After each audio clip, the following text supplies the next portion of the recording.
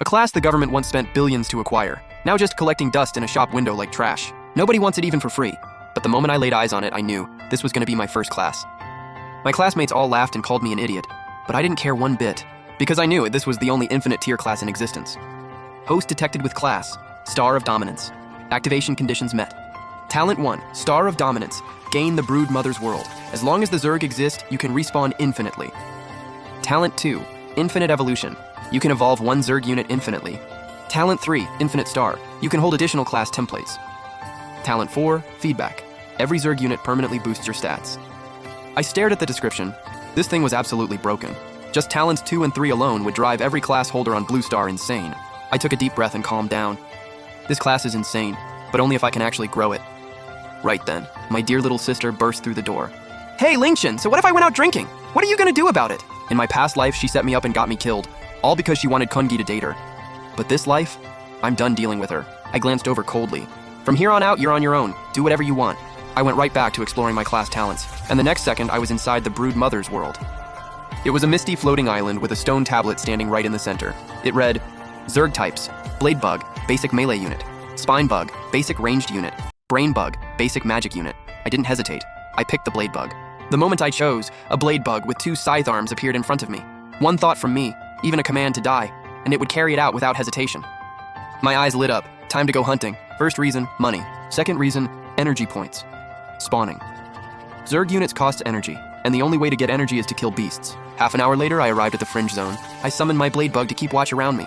The next second, a Bloodfang Boar about 2 meters long appeared right in front of me. Bloodfang Boar, level 2, known as a newbie killer. Strength and speed are absolutely terrifying. I got pumped immediately. Those 2 tusks? They sell for 2,000 credits back in the city. I sent the command that my Blade Bug shot forward like a ghost, twin scythe arms reeking of death. But the Bloodfang Boar was still a level 2 beast. It charged right back and activated its tackle skill. Just a split second before those tusks could pierce through, the Blade Bug leaped straight up and over the boar, then sliced down with both arms and finished it. Plus 10 EXP, I grinned. This thing is a born killing machine. I walked up and yanked out both tusks. Then I reached out and absorbed the corpse. Bloodfang Boar absorbed, plus 15 energy points. No way. 1 boar gives 15 energy? It only costs 10 to hatch a Blade Bug. That means 2 boars equal 3 Blade Bugs. This is why it's an infinite tier class. I had enough energy, so I spawned a Spine Bug, a flash of light. And there it was. A Spine Bug materialized in front of me. As the blood from the boar's corpse spread, I barely took 2 steps before 3 rusty rats surrounded me. I smirked.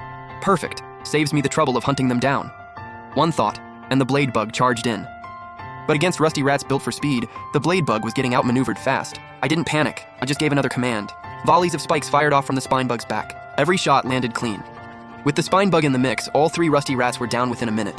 Level up, level 2, plus 1 attribute point. I dumped it straight into Spirit, no hesitation. Commanding a Zerg army takes serious mental power. My energy hit 21, so I spawned 2 more Blade Bugs. Spine Bugs hit hard, but they're too fragile to hold the front line. I now had 3 Blade Bugs and 1 Spine Bug.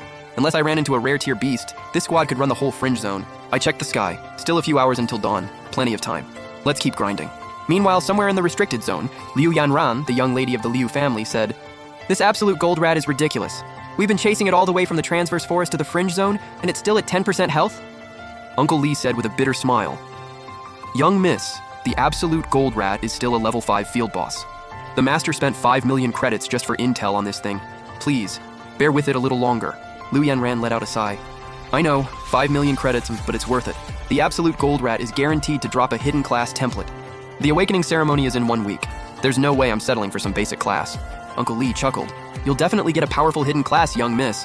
But first, let's finish off this boss. Uncle Lee, Liu Yanran's personal bodyguard and a level 12 warrior, let out a battle cry and unleashed triple slash.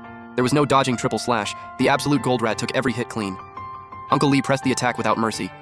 In less than half an hour, the absolute gold rat's HP was nearly empty. 1 more strike and it's dead. Uncle Lee raised his weapon for the finishing blow. But right at that moment, a golden glow burst from the rat's body. It evolved on the spot into a Soul Shock Rat level 7. Uncle Lee shouted in disbelief, Not good! It evolved! Beasts evolving under desperate conditions. It happens, but the odds are astronomically low. The entire city of Jiangnan had only 3 or 4 known cases ever. And it had to happen with this one? Uncle Lee's face went pale. Even as a level 12 warrior, his strength and HP didn't even hit half of the Soul Shock Rat's stats. Uncle Lee roared, Young miss, run, I'll hold it off. Before anyone could react, the Soul Shock Rat shot forward and activated Burst Charge. That single hit drained Uncle Lee's HP bar to 0. Even then, Uncle Lee kept screaming, Run, young miss, run! But Liu Yanran was frozen solid, completely blanked out, just watching the Soul Shock Rat slowly close in. That's when I stepped out of the shadows. Black mask on, dozens of Zerg units at my back. A Soul Shock Rat. Nice. Perfect chance to use this hidden class as cover for my real one. I waved my hand while I and the swarm rushed in.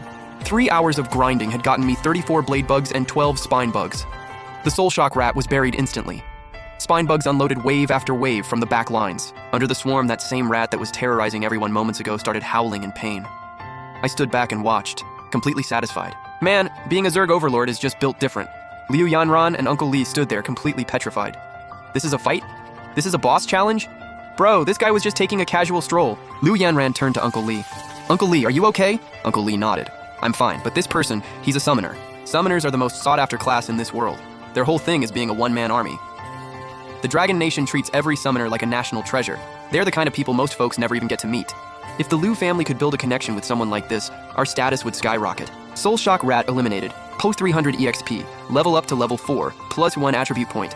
I smiled. Level 4 in just a few hours. If anyone heard that, their jaw would hit the floor. For most people, getting from level 1 to level 4 takes a full month. I looked at the loot the Soul Shock Rat dropped, glowing with a soft golden light. I reached down and grabbed it, and a flash of light washed over me.